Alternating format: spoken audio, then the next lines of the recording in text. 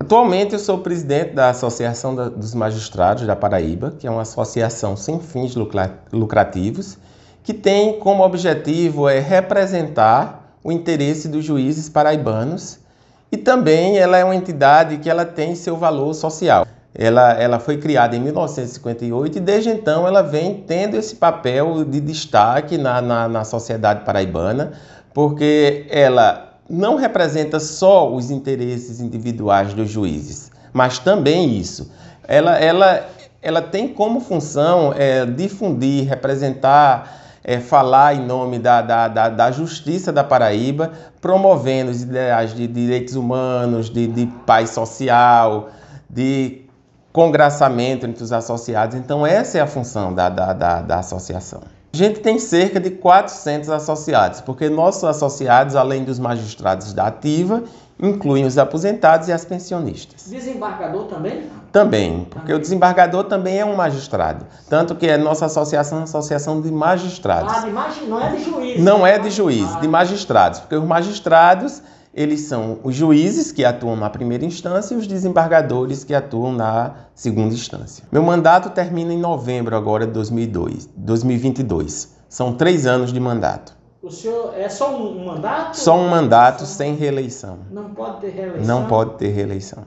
No campo pessoal, a associação ela tem como papel de fazer a defesa técnica dos juízes e representá-lo nas demandas que eles possam ter contra a administração pública, contra o tribunal ou contra determinada pessoa, caso ele seja atingido no exercício de sua função.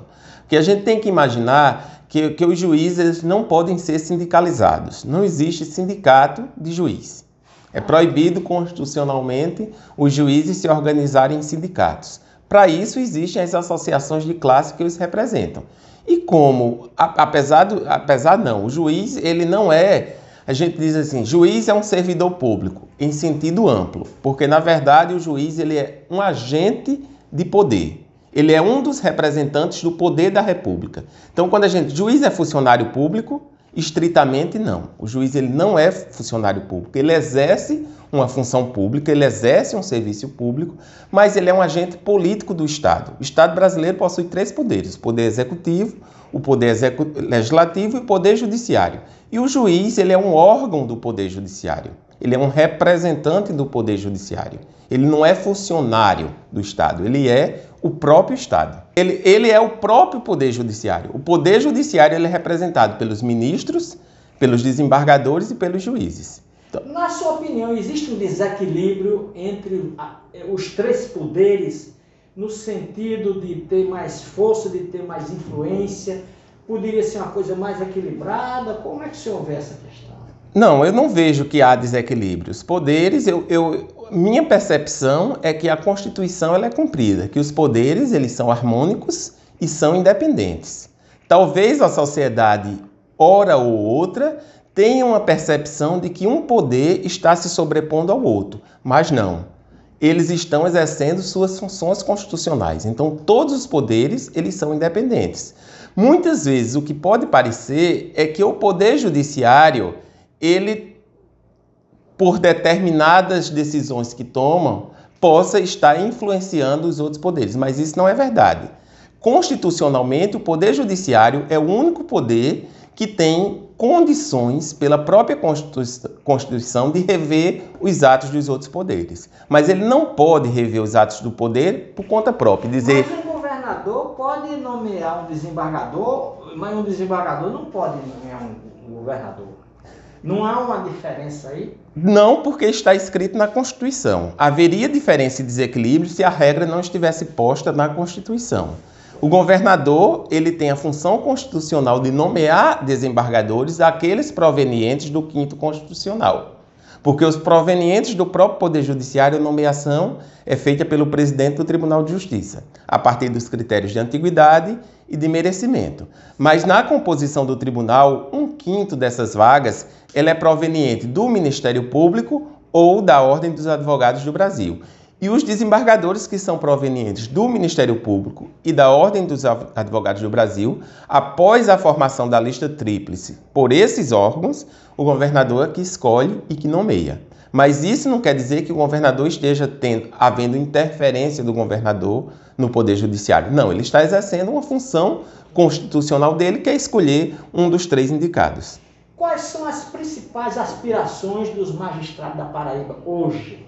Eu não considero que a magistratura da Paraíba tenha alguma aspiração em específico. A gente segue cumprindo nossa função constitucional de julgar as demandas que são postas à nossa apreciação.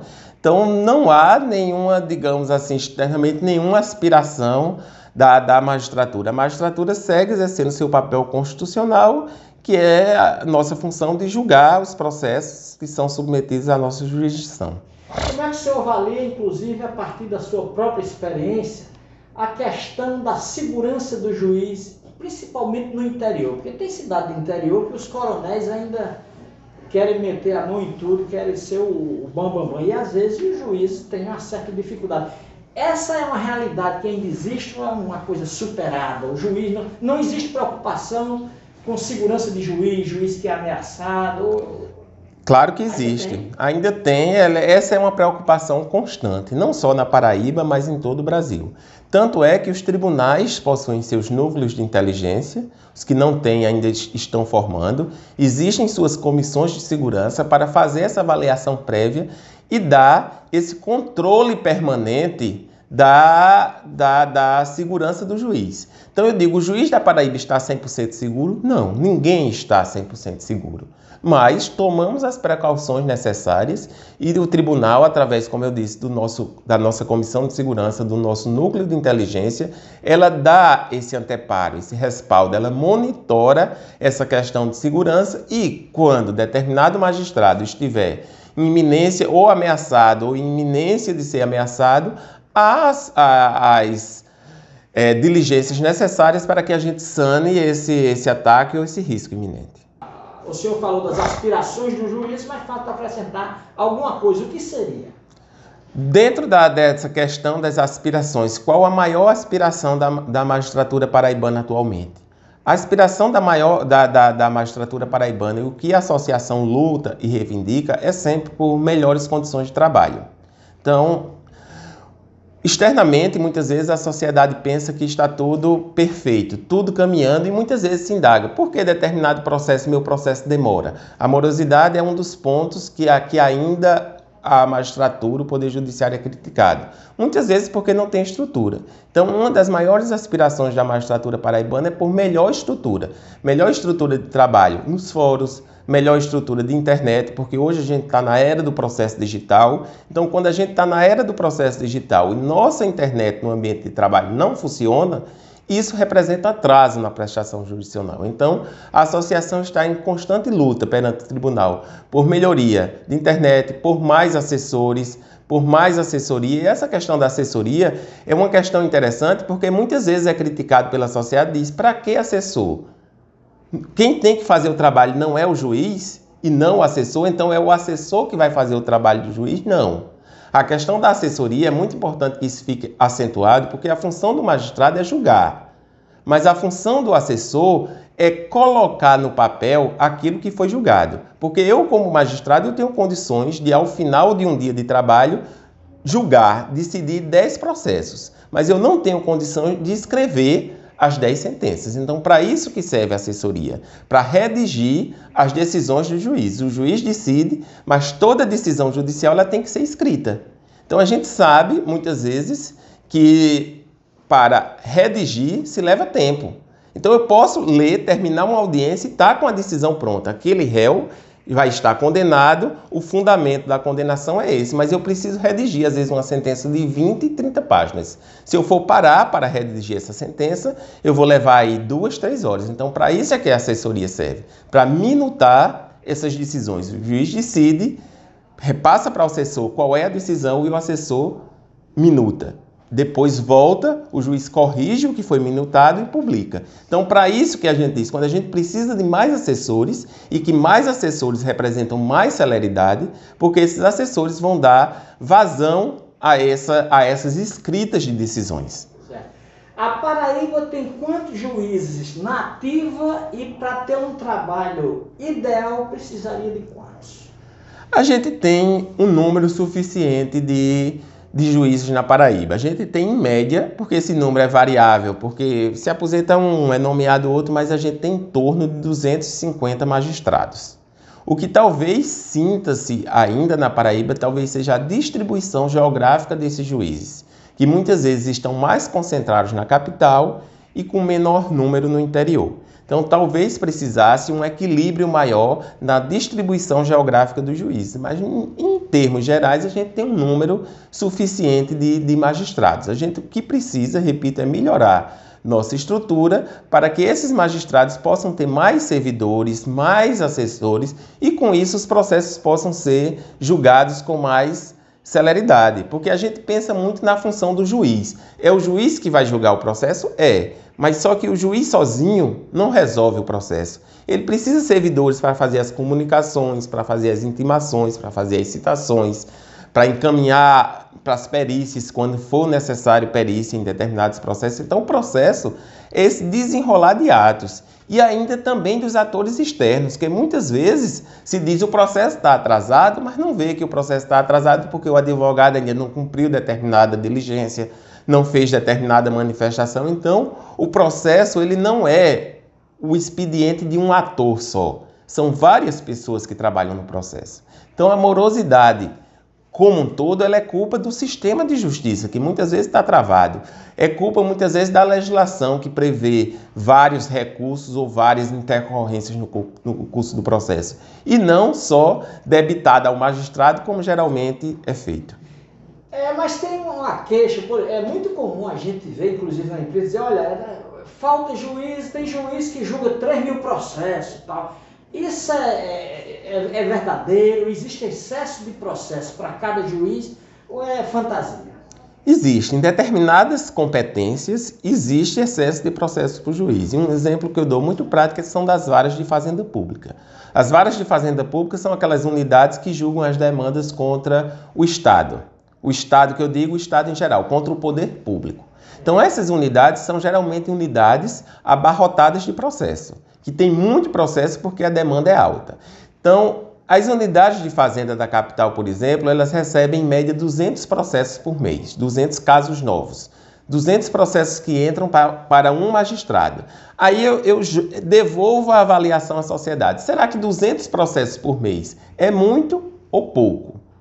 Se você tivesse que analisar 200 casos por mês, para uma pessoa só ter que analisar sem uma estrutura a contento, será que um ser humano, um magistrado, ele consegue analisar 200 casos diferentes e devolver esses 200 casos no mesmo mês?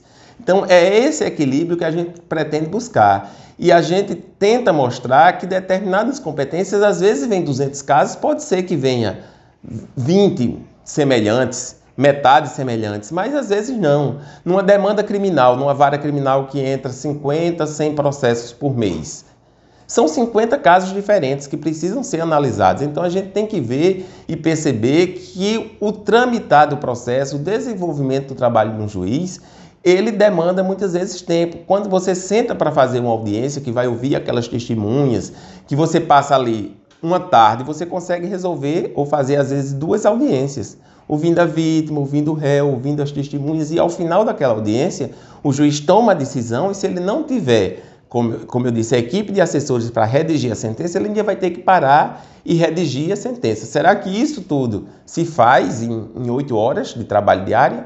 Por isso que a gente diz, o trabalho do magistrado ele vai muito além daquele horário de expediente, porque ao final do dia ele ainda tem que parar para estudar, se atualizar nas decisões dos tribunais superiores, na legislação que muda todo dia. Não é porque você se formou em direito, passou no concurso de juiz, que você tem que parar de estudar. A legislação, ela muda todo dia. E quando muda, o magistrado também tem que parar e se atualizar. O senhor acha injusta essa alegação de que a justiça brasileira é muito morosa? E qual seria a sua sugestão para ela se tornar mais célere? Eu não acho injusta a alegação de que a justiça é morosa, porque a morosidade em determinadas unidades ela é um fato. E contra fato a gente não tem como contestar. O que eu acho injusto é dizer que o magistrado brasileiro é moroso. Isso aí é uma inverdade, porque o magistrado brasileiro no mundo, tem várias pesquisas que mostram que o magistrado brasileiro é o que mais julga processos no mundo. Então eu não posso dizer que um juiz que ao final do ano julgou 2.000, 3.000 processos, que ele seja um magistrado moroso. Ele é um magistrado operoso, ele é um magistrado muito trabalhador. Agora, para a sociedade, se o processo dele não foi resolvido, a justiça é morosa. E eu não tiro razão de quem tem seu processo atrasado e diz que a justiça é morosa. O que eu não posso concordar é que o magistrado seja moroso, porque é aquilo que eu disse. A morosidade é do sistema de justiça e não do magistrado específico. Quais foram os reflexos mais imediatos e mais impactantes da pandemia no trabalho da justiça, sobretudo dos juízes? Importante isso aí, porque no mundo todo a pandemia afetou todos os ramos de trabalho. E, incrivelmente, no Brasil, a pandemia ela fez com que a justiça se modernizasse. Porque a gente já vinha nesse trabalho de virtualização, de entrada no mundo digital, mas a pandemia acelerou isso. A gente abandonou completamente a ideia de processo em papel e migrou para uma justiça virtual. Que a justiça virtual, a gente ganhou em celeridade, a gente ganhou em eficiência, a gente ganhou em favorecer até a vida do próprio cidadão, que às vezes o cidadão precisava se deslocar, muitas vezes sem dinheiro, de locais longínquos, lá longe, cidades distantes, para vir à audiência no fórum, e agora ele pode acessar a audiência no fórum a partir de sua casa, bastante que tenha um dispositivo e internet. Esse é que é o problema, tem uma camada numerosa do Brasil que não tem. Aí a justiça também deu a solução a isso, porque a audiência virtual, ela não impede que o cidadão vá ao fórum. Ela é mais uma janela, ela é mais uma alternativa. Para aquele cidadão que não tem acesso à internet, ele pode se deslocar aos postos avançados que os municípios já estão criando. Então, por exemplo, determinada comarca aqui próximo como Mamanguape, que ao redor de Mamanguape existem outros municípios que não são sede de comarca. Mataraca é um deles. Então, o cidadão de Mataraca não precisa mais se deslocar até o fórum de Mamanguape, que fica a 50 quilômetros. Ele pode participar da audiência ou de sua própria casa, se tiver o dispositivo, ou de um posto avançado que foi instalado lá no município de Mataraca, onde ele pode. É uma sala, geralmente cedida pelo município, com um computador, uma câmera e internet, onde ele pode participar dessa audiência. A justiça, ela vai, a partir da experiência da pandemia, continuar com esse processo virtual ou voltará a ser presencial? Não, a justiça ela continuará do modelo virtual.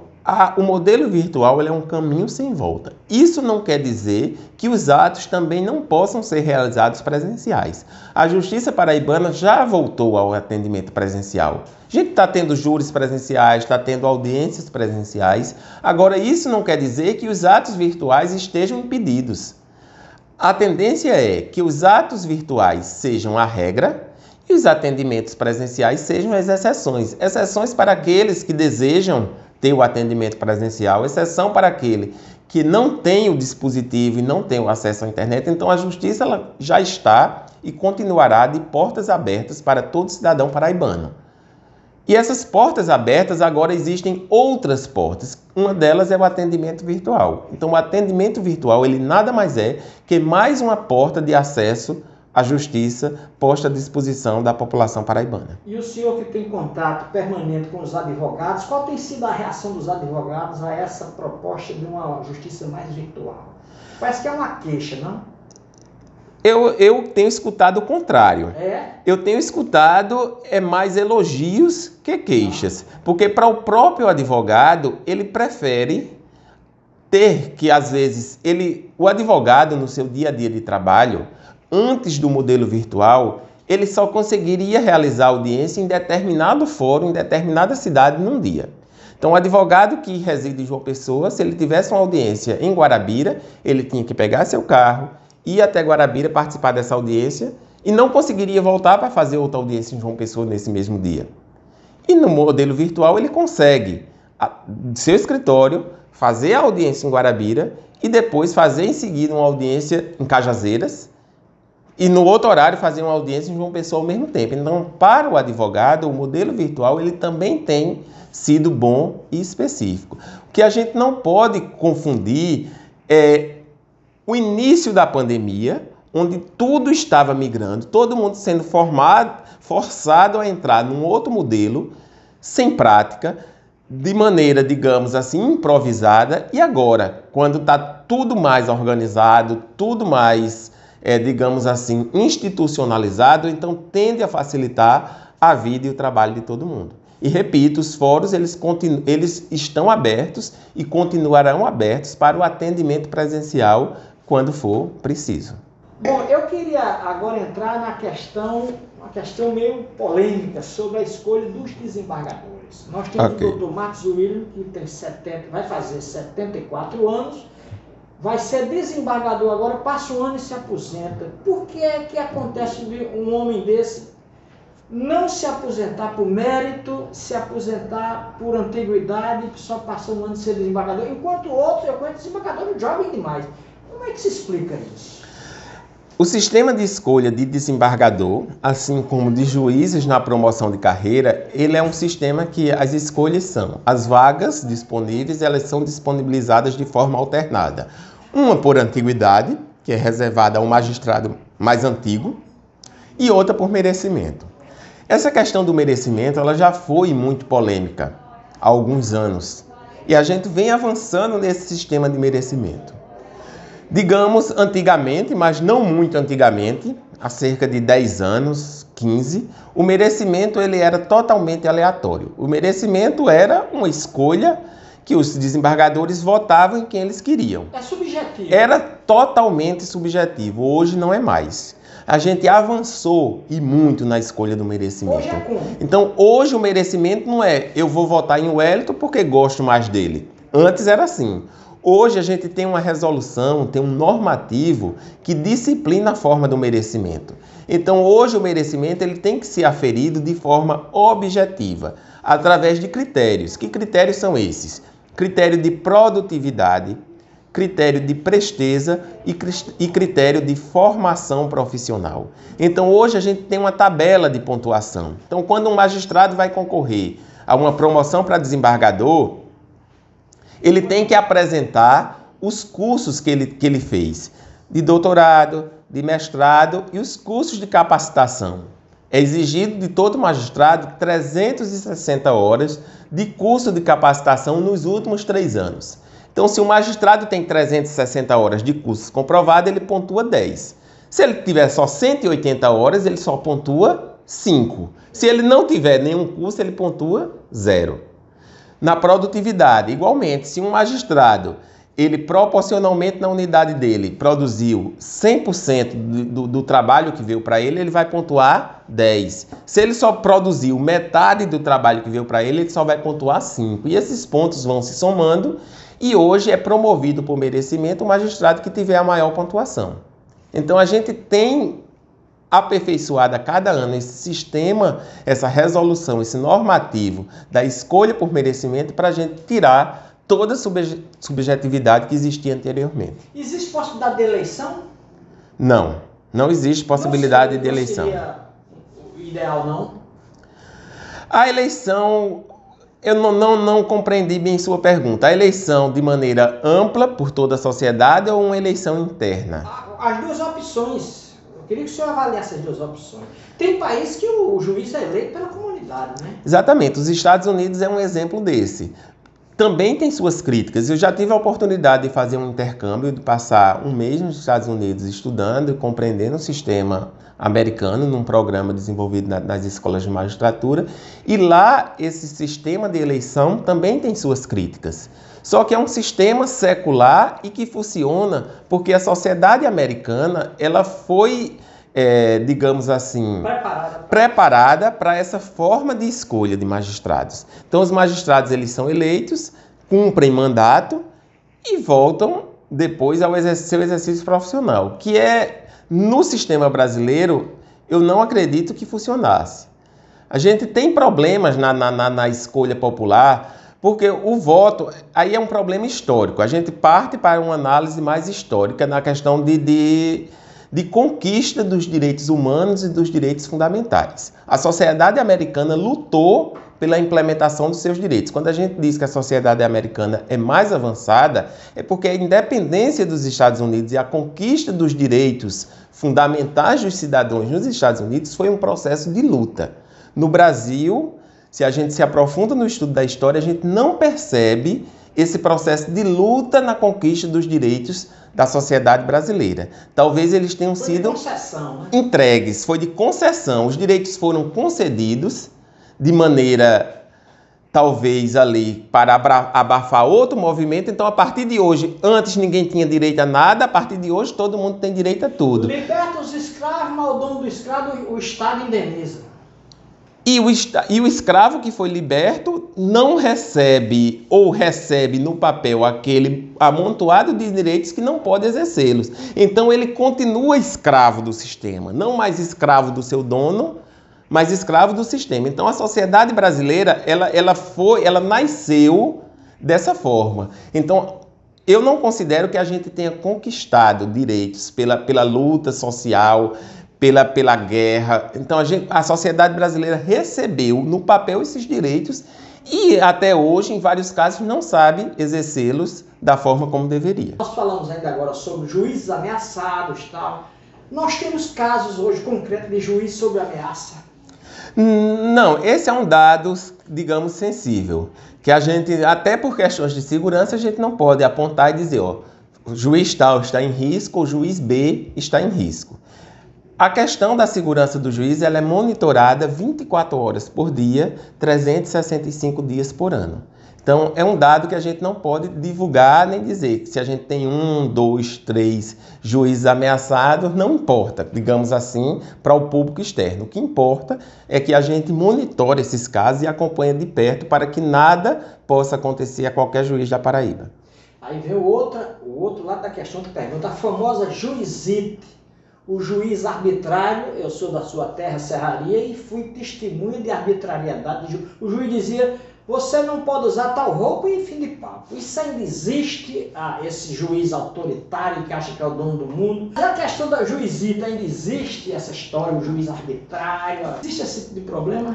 Eu desconheço atualmente que existam esses excessos que poderiam ter ocorrido no passado.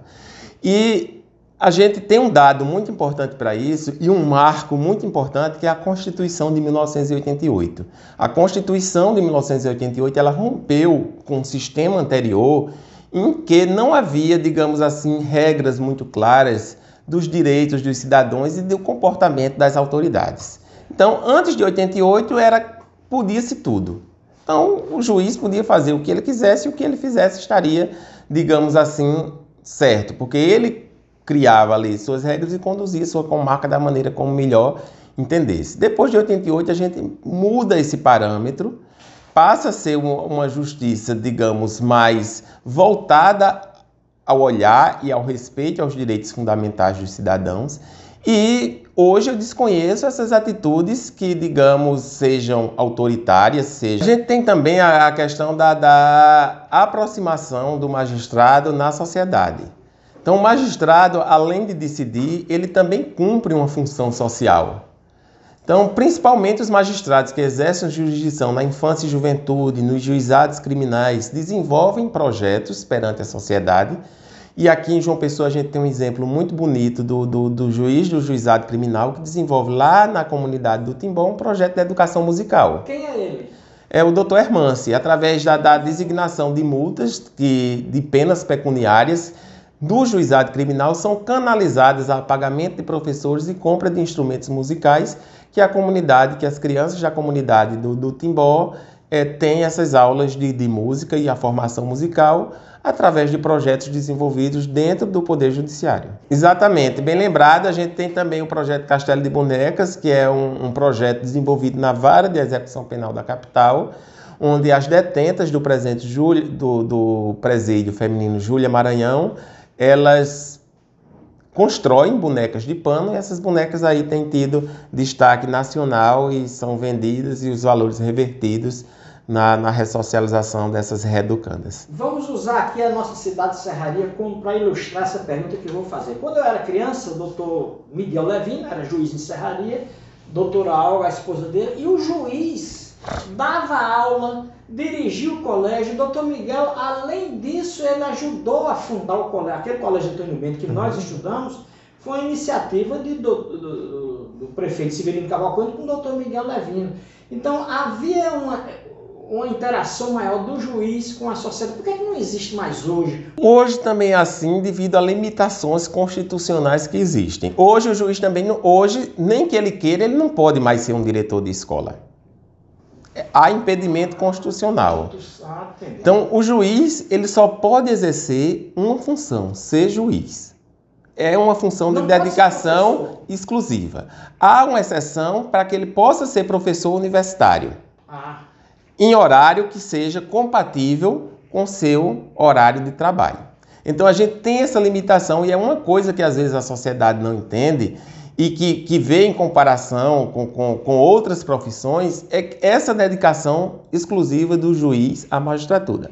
Isso impede que ele desenvolva alguns programas, dos quais eu já citei, o programa musical na favela do Timbó, o programa Castelo de Bonecas, alguns programas na área de infância e juventude, não. Mas isso tem que ser em parceria com instituições não governamentais ou até com o poder público. Ele não pode criar uma própria organização e dirigir essa organização social. Há impedimento para isso. Bom, vamos entrar num outro tema aqui um pouco polêmico, mas o lavajatismo no Brasil. Nós tivemos a Operação Lava Jato no Brasil, o Sérgio Moro era um herói nacional até um dia desse, o procurador federal também e tal, e de repente aquilo tudo desmoronou. De certa forma, a gente tem a impressão que foi uma farsa, tanto é que Moro depois era candidato a isso e aquilo e tal.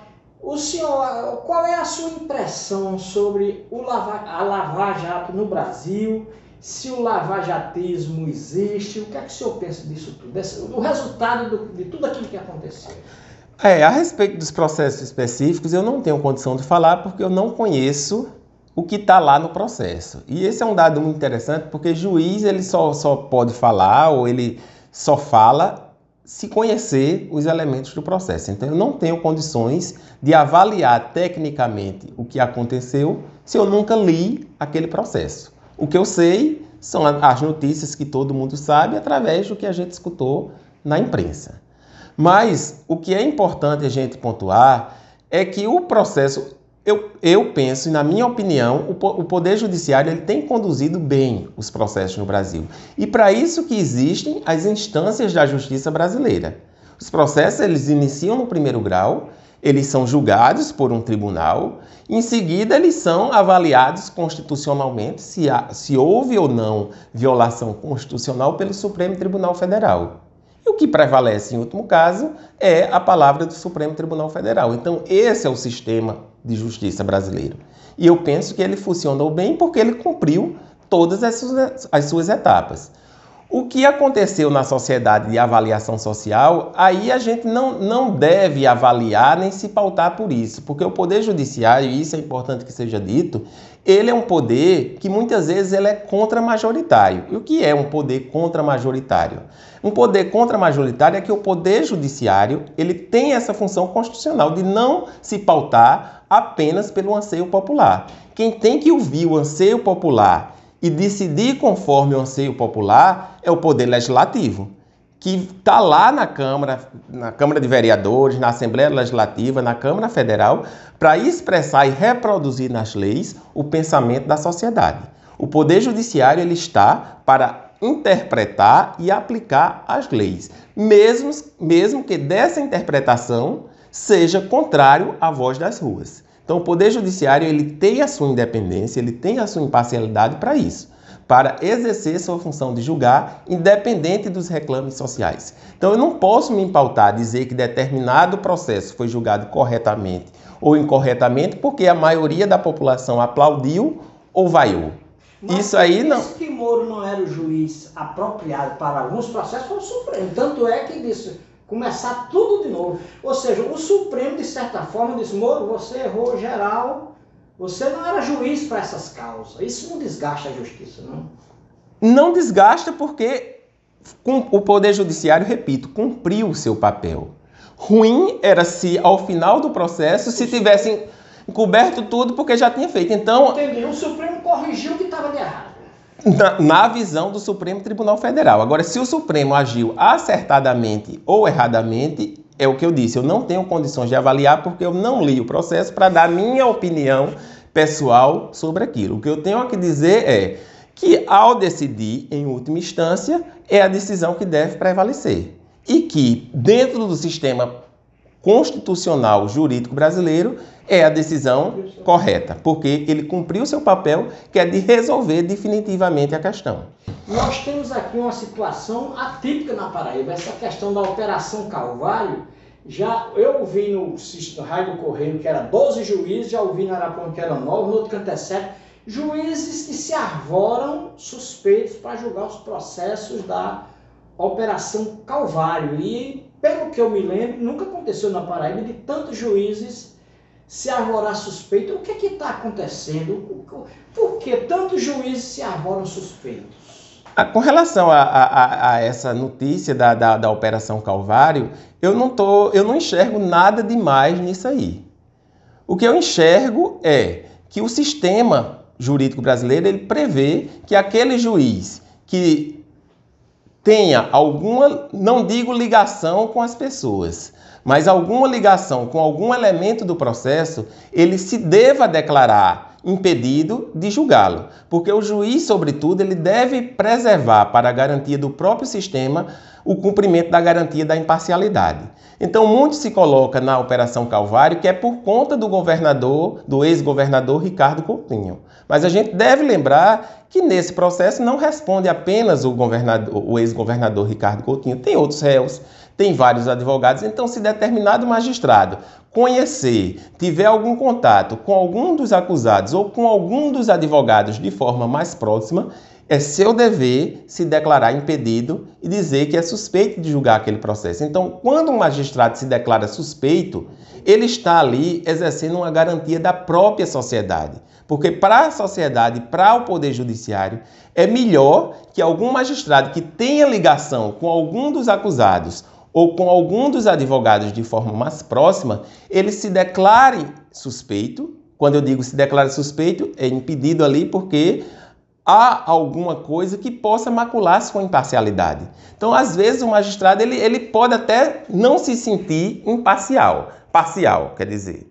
Ele pode até estar apto a julgar, mas por ele ter, digamos, alguma amizade mais próxima com algum dos envolvidos, se ele fosse conduzir aquele processo, ele logo seria apontado pela imprensa. Está julgando o processo, mas é amigo do réu tal. Está julgando o processo, mas é inimigo do réu tal.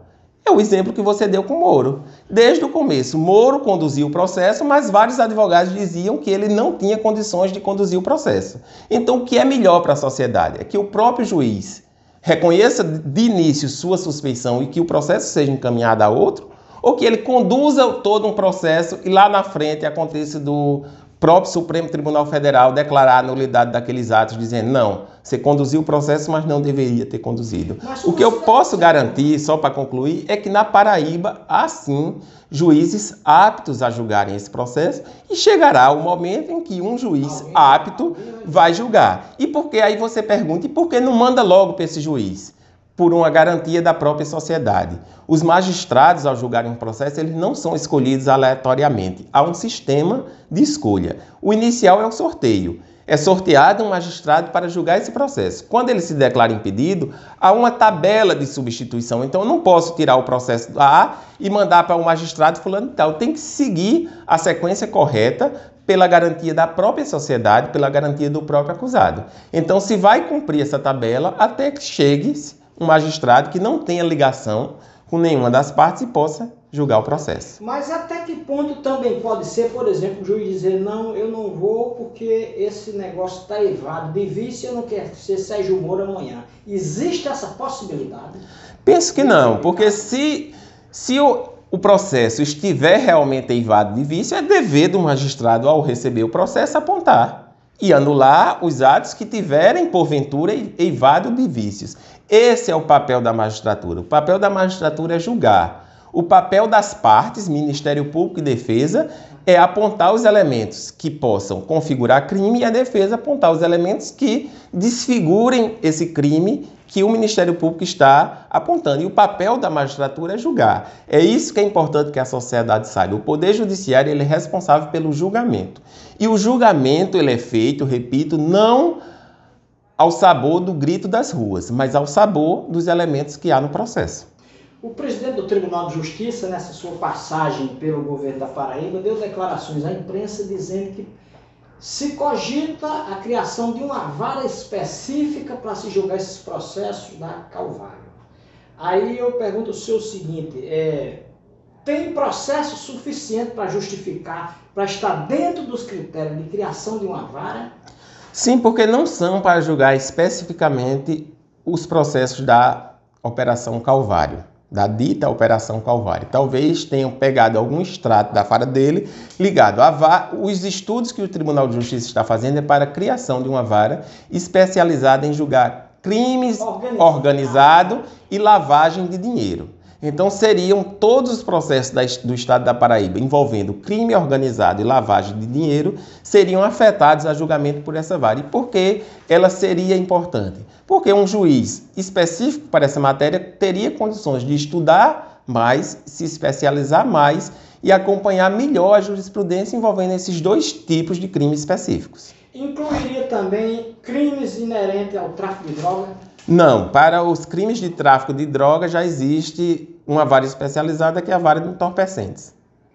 E para criar uma vara específica, quais são os critérios, quais são as exigências? Para criar uma vara específica, especializar a competência, a exigência é haver volume de trabalho suficiente que justifique a criação dessa unidade. Então, o único requisito para que se crie uma vara específica de crime organizado e lavagem de dinheiro é que no estado da Paraíba haja processos suficientes para que seja criada essa competência. Certo. Nós tivemos um processo de fechamento de várias comarcas na Paraíba, inclusive na nossa cidade de Serraria. Por que essas comarcas foram fechadas e o resultado esperado aconteceu? As comarcas foram fechadas por dois motivos. Na época, o tribunal apontou que o primeiro motivo era enxugar recursos, questões financeiras do tribunal, e outro por baixa demanda. Então, se na comarca, o exemplo da nossa comarca de Serraria, não havia demanda suficiente, o tribunal considerou que manter uma estrutura, que o Poder Judiciário numa comarca é uma estrutura grande, não é uma estrutura pequena. Então, o tribunal avaliou que para isso aí, e com essas novas tecnologias, era mais conveniente se concentrar as demandas num polo maior, como foi no caso de Serraria, que foi agregada à comarca de Bananeiras, do que manter toda aquela estrutura quando a demanda naquela cidade não era suficiente para se manter o Poder Judiciário ali instalado.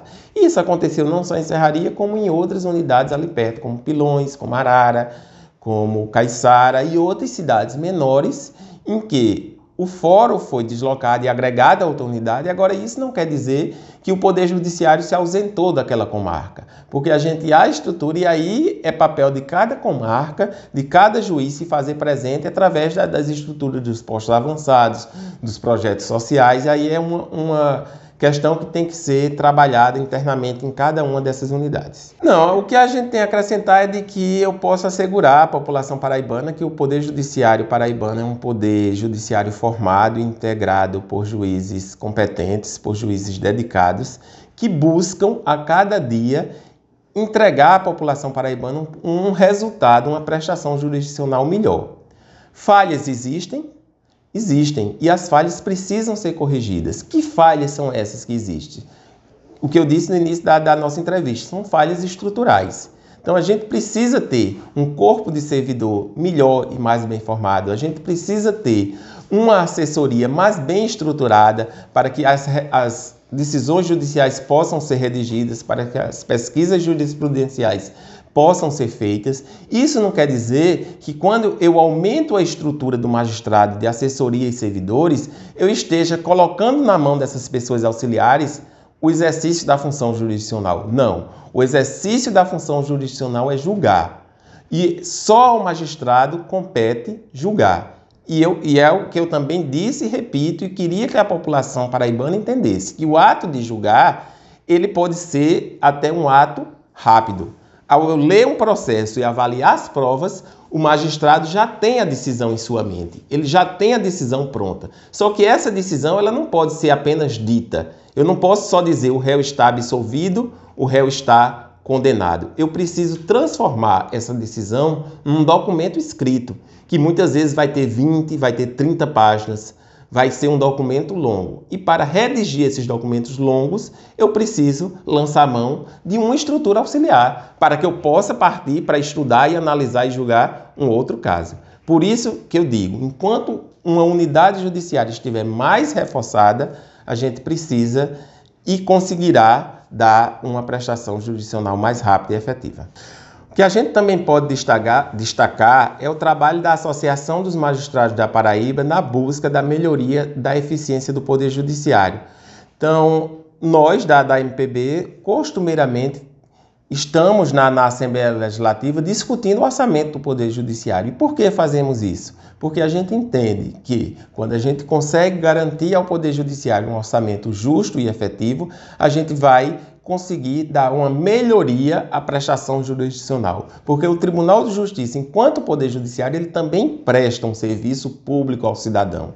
E todo serviço público ele precisa ser eficiente. E essa eficiência se dá também a partir desses recursos que vêm da arrecadação do Estado e que podem ser empregados em melhores condições de estrutura física, na melhoria dos serviços, como já dito, de internet, na melhoria dos serviços de assessoria. Então é para isso que a gente busca e persegue sempre um orçamento melhor para que o serviço jurisdicional seja prestado de maneira melhor e mais efetiva. Eu me lembrei de duas perguntas. Primeiro, o seguinte: como o juiz pode estar imune à pressão superior? Vamos supor, o sujeito lá encerraria, o juiz tem um processo para julgar contra um político, o político é influente, vai no tribunal, fala com o presidente, ou seja, com quem for, aí lá vem a pressão de cima para baixo. O juiz da Paraíba ele está imune a esse tipo de coisa? Que tipo de assistência a associação dá para que ele não ceda esse tipo de pressão? O juiz ele está imune a isso por 3 garantias que a Constituição lhe assegura, que é a garantia da inamovibilidade, que é a primeira e mais importante. Um juiz ele não pode ser retirado do seu cargo, a não ser que ele peça para sair. Essa é uma garantia da própria sociedade e que muitas vezes ela é confundida achando que é um benefício. Não, é uma garantia. É uma garantia quando ele tem inamovibilidade, ele tem garantia de decidir livremente e o que ele fizer, ninguém pode interferir. Ele tem a garantia da irredutibilidade de vencimentos. Simplesmente nenhum desembargador, nenhum político pode dizer eu vou diminuir seu subsídio se você não resolver isso. Então isso também é uma garantia. E a gente deve entender que quando a magistratura luta e persegue através de um subsídio justo, é para que essa garantia do cidadão seja assegurada. A gente não pode querer que uma pessoa que estudou muito, que se dedicou e que tem constitucionalmente que exercer aquela atribuição de forma de dedicação exclusiva, que garanta-se a ela também um subsídio justo, para que ela seja imune a essas influências externas. Então, essa também é outra garantia. E, por último, a vitaliciedade. A vitaliciedade também é uma garantia da sociedade. O juiz vitalício quer dizer que ele só perde o cargo se ele cometer algum crime, porque no processo criminal, se ele for condenado, evidentemente ele vai perder o cargo. Então, o que se diz, e aí se critica muito, não, se o juiz cometer uma falta funcional, ele só vai ser aposentado. E ser aposentado compulsoriamente é um benefício. Não é um benefício, é uma punição. É uma punição porque ele é aposentado compulsoriamente, ele só vai receber seu subsídio de maneira proporcional e não vai poder ter outra função na vida. E essa aposentadoria se ele cometeu algum crime, lá na frente, quando ele for condenado, ele vai perder o cargo e a aposentadoria. Existe, por exemplo, cidade do interior, conflito de juízes com políticos. Políticos são acostumados a mandar e às vezes o juiz toma uma decisão, principalmente no eleitoral, ou isso não existe mais também? Não, conflito não existe. O que pode existir é insatisfação do político, que é aí, eu digo, até normal. Porque todo mundo que tem uma decisão judicial proferida contra si não fica satisfeito, seja ele político, seja ele um cidadão comum. E a função do juiz é essa, é decidir. E quando o juiz decide, quem perde na disputa, que se desagrada com a decisão, acha ruim. É normal do ser humano. Se eu estou ali numa disputa, A contra B, A vai ter garantido o direito, B vai perder a disputa. E quem perdeu não vai ficar satisfeito. Mas a função do juiz é decidir, independente do que as partes no final estejam satisfeitas ou não satisfeitas com o resultado da decisão.